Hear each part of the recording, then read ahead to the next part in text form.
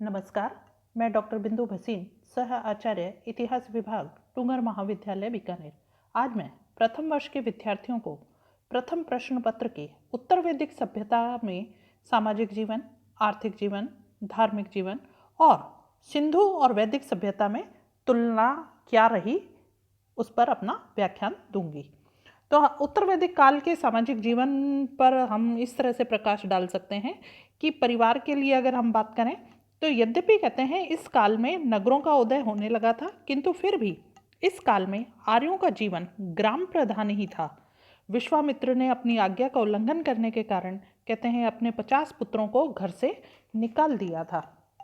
स्त्रियों की स्थिति की बात करें तो स्त्रियों के महत्व और प्रतिष्ठा में इस काल में कमी आई थी। कन्या का जन्म प्रसन्नता का द्योतक नहीं रहा था। ऐत्रेय ब्राह्मण में पुत्र को स्वर्गिक सुख का दाता और पुत्री को कृपण अर्थात विपत्ति कहा गया। इतना होने के बावजूद भी पुत्री के पालन पोषण और शिक्षा दीक्षा की ओर पूरा ध्यान दिया जाता था। उपनिषदों में ऐसी अनेक स्त्रियों के उल्लेख मिलते हैं जो विद्या और ज्ञान के क्षेत्र में अग्रणी थी, जैसे कि गार्गी और मैत्रेयी आदि। विवाह की बात करें तो अविवाहित पुरुष को यज्ञ करने का अधिकार नहीं था। बहुविवाह प्रथा का प्रचलन अधिक नहीं था। एक स्त्री के अनेक पति नहीं हो सकते, ये हमें सूचना मिलती है ऐत्रेय ब्राह्मण से। नियोग प्रथा से प्राप्त पुत्रों को समाज में सम्मानित स्थान प्राप्त था। स्त्रियां सार्वजनिक समारोहों में स्वतंत्रता पूर्वक भाग लेती थी। सजातीय विवाह ही होते थे। यद्यपि इस काल में गोत्र अस्तित्व में आ चुके थे। अनुलोम विवाह प्रचलित थे, लेकिन प्रतिलोम विवाह प्रचलित नहीं थे। तैत्तिरीय संहिता में आर्य पुरुष और शूद्र कन्या के विवाह का उल्लेख हमें मिलता है। स्त्री पुरुष की अर्धांगिनी है। धर्म सूत्रों में पत्नी का परित्याग करने वाले पति के लिए कठोर दंड की व्यवस्था भी की गई है। वशिष्ठ धर्म सूत्र का कथन है कि पत्नी चाहे दोषी हो, झगड़ालू हो, घर छोड़कर चली गई हो, उसे त्यागा नहीं जाएगा। वर्ण व्यवस्था की अगर हम बात करें तो इस काल में समाज में सर्वोच्चता और सम्मान प्राप्त करने के लिए ब्राह्मणों और क्षत्रियों में स्वस्थ प्रतिस्पर्धा प्रारंभ हो गई थी। ब्राह्मण गार्ग्य ने काशीराज अजातशत्रु और श्वेत केतु अरुणेय ने पांचाल के राजा प्रवाहन जेवाली से शिक्षा प्राप्त की थी। डॉक्टर राजबली पांडे का कहना है कि ऋग्वेद के वर्ण गुण कर्म पर अवलंबित थे, परंतु इस काल का वर्ण प्राय जन्म पर अवलंबित होकर पैतृक हो गया था। आश्रम व्यवस्था सामाजिक जीवन की प्रमुख विशेषता आश्रम व्यवस्था थी। यह व्यवस्था केवल 3 वर्गों के लिए थी: गृहस्थाश्रम, प्रवृत्ति मूलक और अन्य 3 निवृत्ति मूलक हैं। खान पान की बात करें तो पेय पदार्थों में मासर, पूतिका, अर्जुनानी का प्रचलन आरंभ हो गया था। सुरापान का प्रचलन बढ़ गया था। वेशभूषा में रेशमी और रंग बिरंगे वस्त्रों का अधिक प्रयोग होने लगा था। और कहते हैं कि जूता पहनने का प्रचलन भी बढ़ गया था। साधु लोग जो थे वो मृग चर्म के वस्त्र पहनते थे। आर्थिक जीवन के बारे में हमें जानकारी मिलती है कि इस काल में कृषि और पशुपालन के साथ अनेक व्यवसाय और व्यापार बहुसंख्यक लोगों के जीवन काल के प्रमुख आधार बन चुके थे। जैसे कि कृषि की बात करें हम तो इस काल में इतने बड़े और भारी हल बनने लगे थे जो 24 बैलों से खींचे जाते थे। वर्षा और कुओं के अलावा नहरों का भी उपयोग किया गया था। पशुपालन के लिए कहा जाता है कि शतपथ ब्राह्मण में गो मांस भक्षण निषेध किया गया है। उद्योग धंधे इस काल में चांदी के आभूषणों का प्रचलन बढ़ गया था। दूसरा मुख्य व्यवसाय था वस्त्र निर्माण का। कपास का उल्लेख तो हमें नहीं मिलता है, लेकिन ऊन शब्द का प्रयोग अनेक बार हुआ है।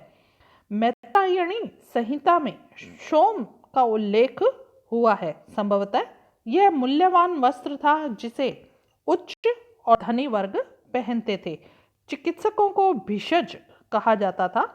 व्यवसायिक संगठन में श्रेणी, गण, गणपति शब्दों के आधार पर यह मत है कि इस काल में विभिन्न व्यावसायिक संगठनों का विकास हो चुका था।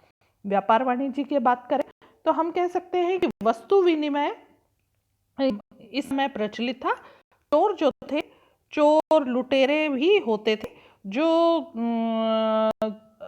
रास्ते की जितने भी व्यापारी होते थे उनमें कई बार वो लूट खसोट कर लिया करते थे। धार्मिक जीवन की बात करें तो कुछ देवताओं के गौरव में वृद्धि हुई और कुछ का महत्व कम हुआ। रुद्र शिव के रूप में प्रतिष्ठित होकर प्रमुख देवता बने थे। विष्णु नारायण के नाम से प्रसिद्ध हुए थे। यज्ञों और कर्मकांडों और पुरोहित वर्ग की प्रधानता पर अगर हम बात करें तो ऋग्वेद में देवताओं के प्रति आत्मसमर्पण का भाव था।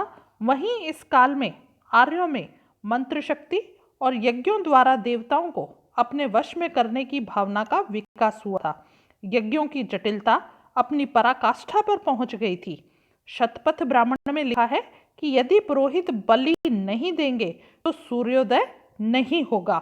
पंच महायज्ञ और 3 ऋण भी इस समय प्रकाश में आए हुए थे, जैसा कि ब्रह्म यज्ञ, देव यज्ञ, भूत यज्ञ, पितृ यज्ञ और मानव यज्ञ। और ऋणों की बात करें तो देव ऋण है, ऋषि ऋण है और पितृ ऋण है, जो कि सभी को चुकाना आवश्यक माना जाता था। सिंधु और वैदिक सभ्यता की तुलना की बात करें, अगर हम सामाजिक क्षेत्र में इनके अंतर को देखें तो सिंधु सभ्यता नगर प्राधान्य थी, जबकि वैदिक सभ्यता ग्रामीण थी। सिंधुवासी मछली खाते थे और आर्य जो थे वो मछली से घृणा करते थे।